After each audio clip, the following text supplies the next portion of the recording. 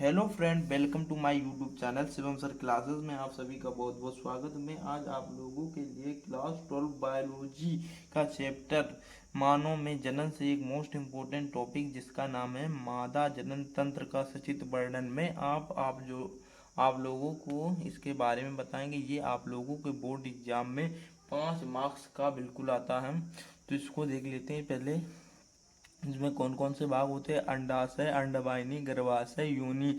ये चारों भाग मिलकर मादा जनन तंत्र का को निर्माण करते हैं। इसके बाद में इसका हम चित्र देख लेंगे तो अच्छे से समझ में आ जाएगा। चित्र आप लोग देख सकते हैं, ये मादा जनन तंत्र का चित्र है। तो इसमें पहले देखते हैं अंडाशय। अंडाशय जो होता है जिसमें अंडाणुओं का निर्माण होता है। ये दो जोड़ी होती, मतलब एक जोड़ी होते हैं, एक इधर एक इधर, और इसमें अंडाणुओं का निर्माण होता है। इसके बाद में दूसरा देख लेते हैं जिसे कहते हैं अंडवाहिनी या फ्लोपियन नलिका। जो अंडवाहिनी होती है, जो अंडाशय के पीछे कीप जैसी संरचना होती है, उसे फ्लोपियन नलिका या अंडवाहिनी कहते हैं।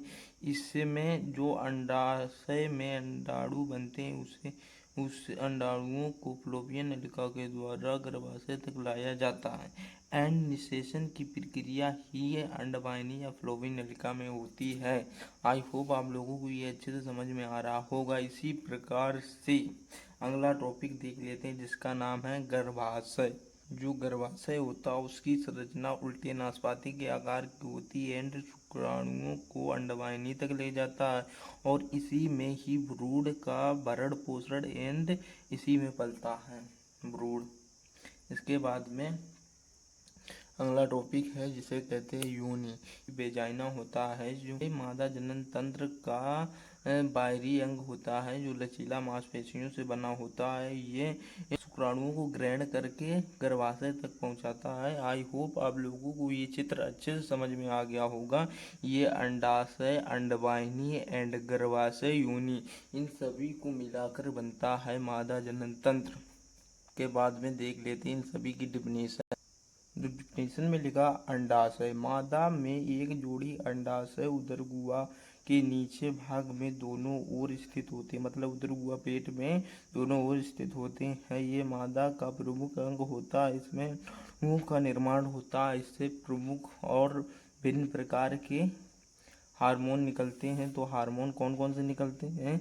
एस्ट्रोजन। जो एस्ट्रोजन हार्मोन होता है वो मेंस्ट्रुअल साइकिल को नियंत्रण करता है। गर्भावस्था के लिए शरीर को तैयार करता है। जो मादा का शरीर है गर्भावस्था के लिए तैयार करता है। इसके बाद में प्रोजेस्टेरॉन हार्मोन, ये भ्रूण को गर्भाशय से जोड़े रखता है। जो प्रोजेस्टेरॉन हार्मोन होता है, जो भ्रूण गर्भाशय में पलता है उसे चिपकाए रखता है या जोड़े रखता है। फिर ऑक्सीटोसिन, ये माहवारी प्रक्रिया को नियंत्रण करता है। जो मेंस्ट्रुअल साइकिल होती है उसे नियंत्रण करता है, जो ऑक्सीटोसिन हार्मोन होता है। इसके बाद में रिलैक्सिन, प्रसव पीड़ा को कम करना, मतलब जो डिलीवरी होती है उसमें जो पीड़ा होती है उसको कम करता है ऑक्सीटोसिन हार्मोन। इसके बाद में अंडवाहिनी। अंडवाहिनी को समझ लेते हैं। जो अंडवाहिनी है, अंडाशय के पीछे एक कीप जैसी संरचना होती है जिसे अंडवाहिनी या फ्लोपियन नलिका कहते हैं।